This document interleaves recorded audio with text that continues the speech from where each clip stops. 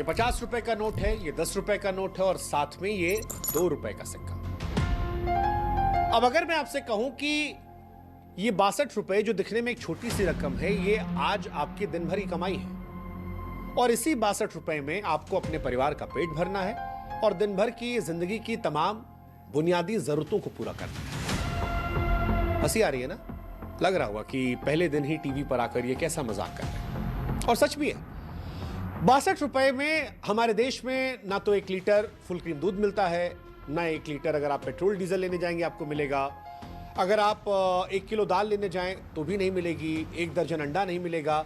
यहां तक कि मोबाइल का जो सबसे सस्ता रिचार्ज होता है महीने का, वो भी 62 रुपए से महंगा है। लेकिन ये बात जो आपको मजाक लग रही है, जिस पर आपको हंसी आ रही थी, ये उस वक्त आपको तकलीफ देने लगेगी जब आपको यह जानकारी मिलेगी कि आजादी के 77 सालों बाद भी हमारे देश में 7 करोड़ से अधिक आबादी ऐसी है जो दिन भर की ये 62 रुपए नहीं कमा पाती।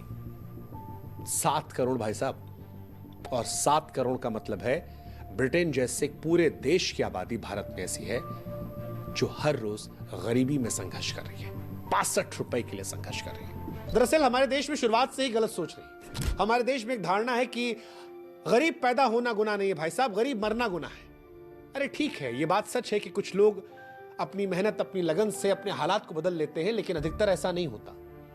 भारत में गरीबी की जड़ें इतनी गहरी हैं कि मेहनत कई बार अकेले काफी नहीं होती है, सपनों को तोड़ देती है।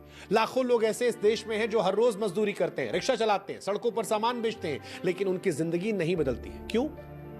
सिस्टम ऐसा बना है। शिक्षा, स्वास्थ्य, रोजगार के समान अवसर नहीं है। इन अवसरों तक उन गरीबों की पहुंच ही नहीं है। और जब वही गरीब मर जाता है तो कहा जाता है अरे यार उसने कोशिश नहीं की होगी। आज कचहरी में हम ये कह रहे हैं कि ये सोच खतरनाक है। ये समाज में भ्रम पैदा करती है कि गरीब अपनी बदहाली के लिए खुद जिम्मेदार है, जबकि हकीकत में सिस्टम की नाकामी और असमानता उसे मौका नहीं देती। आज सवाल यह होना चाहिए कि भारत की जीडीपी अगर समुद्र में उठती बड़ी बड़ी लहरों की तरह है, तो ये लहरें सभी नावों को एक साथ क्यों नहीं ऊपर उठा रही? ऐसा क्यों हो रहा है कि कुछ नाव तो ऊपर उठ जाती लेकिन बाकी नावों को संघर्ष करना पड़ रहा है? और यही है आर्थिक असमानता की कहानी। इसका मतलब होता है कि एक व्यक्ति के पास तो इतना पैसा हमारे देश में है कि वो ये सोच रहा है कि इस बार छुट्टी मनाने कौन से देश जाएं।